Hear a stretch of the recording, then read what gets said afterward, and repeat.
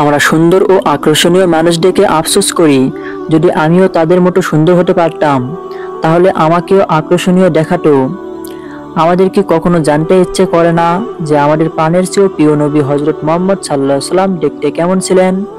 আজকে আমরা রাসূল সাল্লাল্লাহু আলাইহি সাল্লাম দৈহিক গঠন বর্ণনা সম্পর্কে জানব।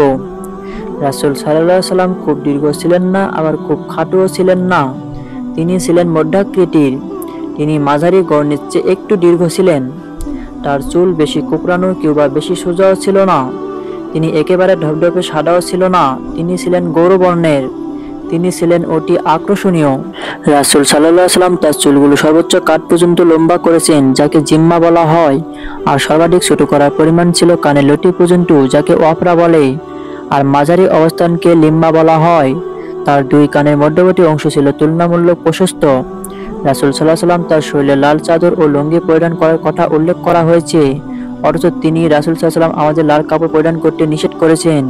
এই বিরোধ সমাধানে কেউ কেউ বলেন উজ্জ্বল লাল কাপড় পরিধান করতে নিষেধ করা হয়েছে।